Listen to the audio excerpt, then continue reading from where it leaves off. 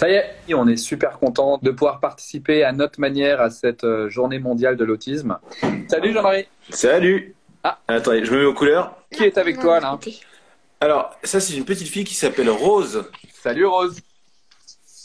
qui est ma fille, qui a 8 ans, et qui se trouve être la grande sœur d'Ernest, et qui est notre première Sherpa Kids de l'association. Mais je crois qu'on l'a déjà vu tout à l'heure quand on a eu Aurélie, non? Ouais, c'est possible. En fait, elle a le droit d'aller d'une pièce à l'autre.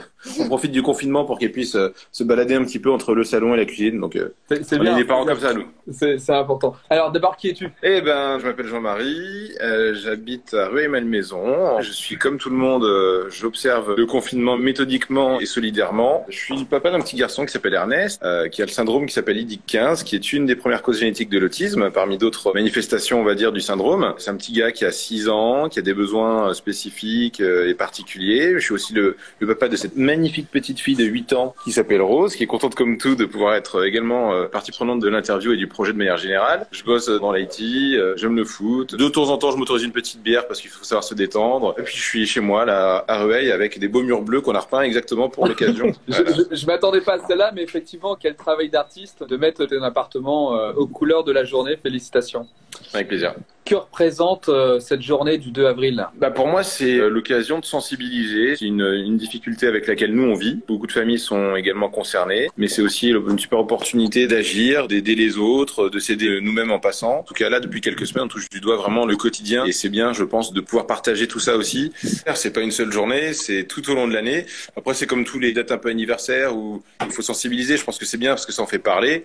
Mais évidemment, tout au long de l'année, c'est plus complexe qu'un cœur bleu ou qu'une belle campagne de communication, aussi sympa soit-elle. Ça dépasse ça. Ça en fait partie, mais ça dépasse ça. Et là, moi, je réapprends à avoir Ernest en permanence, H24, près de moi. Ça me fait du bien. J'espère que ça lui fait du bien aussi. Ça soulage, je pense, en partie également Aurélie. Et pour nous, je pense que c'était une bonne façon de reprendre un peu la parole et de partager notre expérience de vie. Le confinement avec Ernest, comment ça se passe? Bah, disons que j'aimerais pouvoir le mettre plus à l'extérieur. Je pense qu'en plus, maintenant qu'il se tient un peu sur ses jambes, il serait très content de découvrir un peu l'extérieur.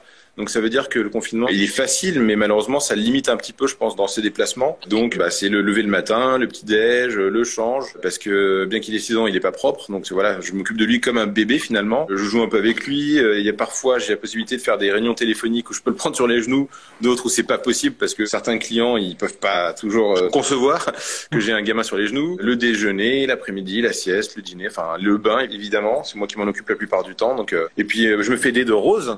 Salut Rose. Et Rose, je peux te poser une question? Tu vas bien? Oui, Bon, comment ça se passe les journées avec Ernest et tes parents en ce moment? Ça se passe comment? ça se passe bien. Hier ou avant-hier, Ernest il a monté les escaliers tout seul. Après, moi des fois je m'occupe un peu d'Ernest. Après c'est papa ou maman. Et Ouais. sinon ça se passe bien. Et hier, vu que c'était le 1er avril et que je voulais lui faire une farce, vu qu'il était sur son dos et que je pouvais pas lui mettre de poisson dans le dos, je lui en ai mis un sur le front. Moi, je trouve ça génial, ce poisson sur le front. Comment tu t'en occupes de ton frère? Bah, je joue un peu avec lui. Des fois, je le laisse un petit peu et je jette des coups d'œil de temps en temps. Mais non, sinon, je m'occupe de lui et je joue avec lui. Tu sais, alors, tous ceux qui nous regardent, là, on a plusieurs millions de personnes qui nous regardent et qui te regardent. On peut dire que tu es la chef des Sherpa Kids, donc la responsable des Sherpa Kids. Donc, pour nos internautes qui nous regardent, les Sherpas, ce sont les bénévoles qui accompagnent l'association l'Everest d'Ernest. Certains ont des enfants qui viennent avec nous faire les événements et toi, tu es leur chef. C'est bien ça? Bah, oui. Alors, c'est quoi d'être chef des Sherpa Kids? Bah, je sais pas très bien comment dire, mais on propose des choses aux autres, on aide les parents. Vous aidez les parents. Vous avez collé des affiches aussi, vous avez distribué des flyers. Oui, avec certains copains ou copines, on distribuait des tracts devant le marché. Pour les festivals. Je sais que je peux compter sur vous et que vous êtes des éléments super importants des Sherpas. Tu la connais celle-là aussi sur la photo? Oui, C'est qui? c'est ma tata. Les tatas sont également présentes avec toi et avec nous pour tous les événements qu'on organise. Alors, Jean-Marie, est-ce qu'on peut parler un petit peu de l'association l'Everest d'Ernest? Alors, c'est une association qu'on a montée il y a un peu plus de 3 ans de ça maintenant. À la base, on l'a montée pour essayer de faire face à un besoin qu'on avait pour Ernest, à savoir collecter des fonds, collecter des ressources pour pouvoir lui permettre de faire des thérapies adaptées qui ont lieu à Barcelone, en Espagne. donc qui nécessitait forcément beaucoup de logistique, du déplacement, des frais, de l'organisation de temps. Les quelques premières fois où nous y sommes allés, on a vu que ça a été vraiment très positif pour lui, qu'il faisait pas mal de progrès. Et l'équipe là-bas nous a pas mal conseillé de faire appel à la solidarité, de monter une association, comme d'autres patients d'ailleurs le font là-bas, pour pouvoir financer leur voyage, financer leur thérapie et faire bénéficier les enfants de tous les progrès, de tous les soins qu'ils peuvent avoir sur place. Donc on a monté cette association dans cet esprit-là il y a 3 ans et demi. On a pas mal avancé, on a pas mal grandi et on a ouvert les portes assez largement à d'autres familles, d'autres enfants qui, comme nous, se bagarrent un peu pour faire progresser leurs kids et qui cherchent des solutions les plus malignes possibles pour pouvoir continuer tout ce travail, quoi. Aujourd'hui, c'est la journée mondiale de l'autisme. On parle des personnes en situation d'autisme, mais c'est également les familles qui sont touchées. C'est quoi être parent d'un enfant comme Ernest? Tu dors un peu moins, t'es toujours en train de suivre ce qui se passe derrière ton enfant pour lui éviter les risques. T'as un peu plus d'attention, mais enfin, honnêtement, j'ai envie de dire que t'es parent, quoi. Juste parent. Moi, je le vis comme ça. Je suis son père. Avec Rose, j'ai d'autres activités. Je m'occupe de ses devoirs. On apprend un peu la guitare ensemble. Bon, avec Ernest, on a d'autres types d'activités, donc on fait attention à ce qu'il se fasse pas trop mal. Il commence à cavaler. Il y a un peu de câlin, évidemment beaucoup. Il y a du soin, comme je disais tout à l'heure, le change, le bain, la nourriture. Mais pour moi, enfin, je suis juste son père, quoi. Ouais, et ça, c'est quelque chose qui se dégage de toi et de vous.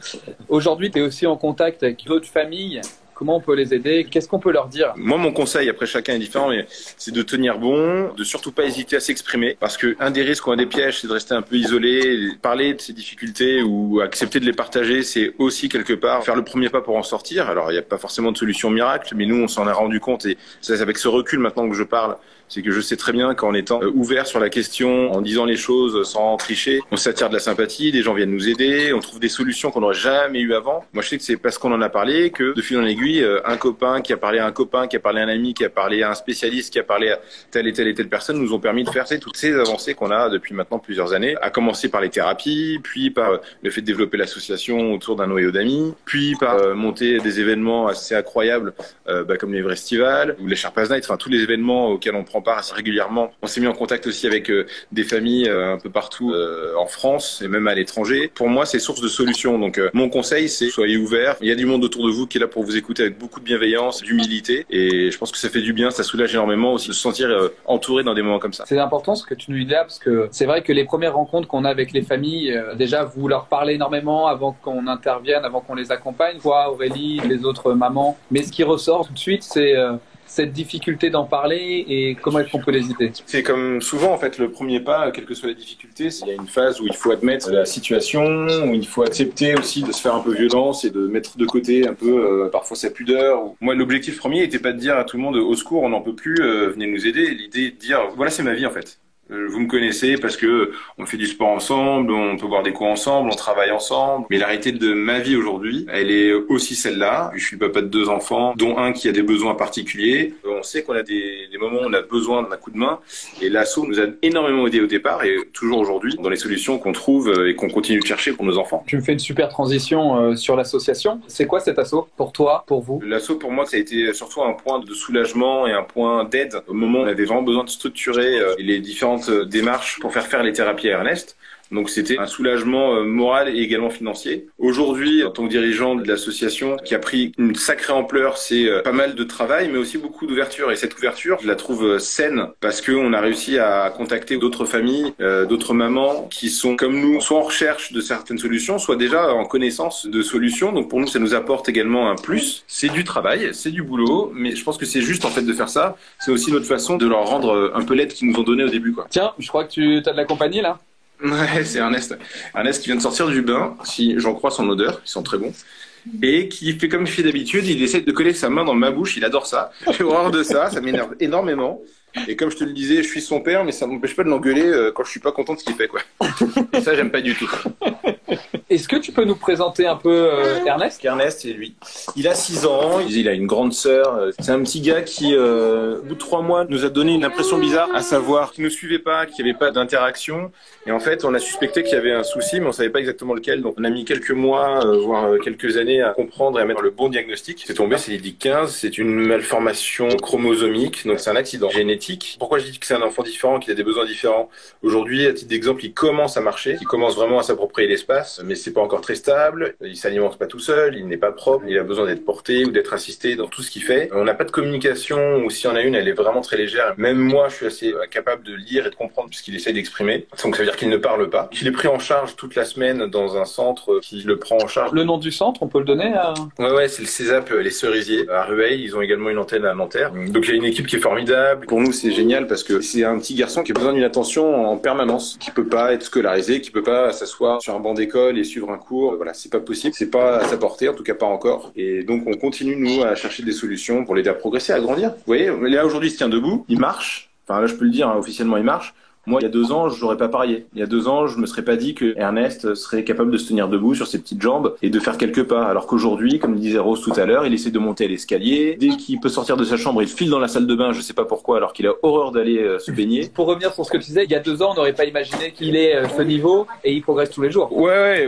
Et puis là, je m'en rends un peu plus compte parce que je le vois un peu plus là, en ce moment. C'était difficile de le dire parce que déjà, on n'a pas beaucoup de recul sur d'autres cas d'enfants comme lui, plus âgés. Alors, il y en a, mais assez peu, et clairement c'est pas forcément au niveau médical qu'on s'en a rendu compte ou qu'on a pu nous en parler, hein. Chaque cas est différent, on nous le dit bien, on nous le fait comprendre assez tôt. Chez lui, a priori, c'est assez sérieux quand même. On connaît des enfants qui sont plus autonomes, certains peuvent s'exprimer, certains sont beaucoup plus autonomes dans leurs déplacements, dans leurs mouvements, donc c'est assez variable en fait. Et tu voulais laisser un message aux parents d'enfants autistes ou ID15, tu dirais quoi? Je leur dis bravo, je leur dis vous êtes courageux, voilà, vous vous bagarrez, vous mettez plein de choses un peu à côté ou un peu en suspens et que vous mettez la priorité sur vos enfants. Alors je dis que c'est très bien et je suis personne de particulier pour dire félicitations, mais je vous en félicite quand même. Moi, mon petit message, c'est ne vous oubliez pas non plus. Je pense que c'est important de s'octroyer, de s'autoriser aussi des moments de répit. Le combat qu'on fait, et c'est un peu le titre de l'association, c'est une très lente ascension, c'est quelque chose qui s'établit sur le long terme.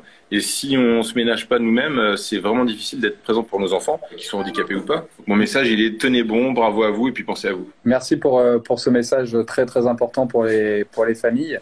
Maintenant, il y a aussi beaucoup de monde qui nous regarde. Là, en ce moment, on est à peu près 13 000, pardon. 13 000. À mon avis, ils ont oublié des zéros. Il y a tous ceux qui nous suivent, qui suivent Ernest, qui suivent les autres enfants et qui, je pense, il y a 5 ans, n'auraient jamais suivi un live le jour de la journée mondiale de l'autisme. Mais ils sont là aujourd'hui, ils nous écoutent, ils nous regardent. Qu'est-ce que tu peux leur dire?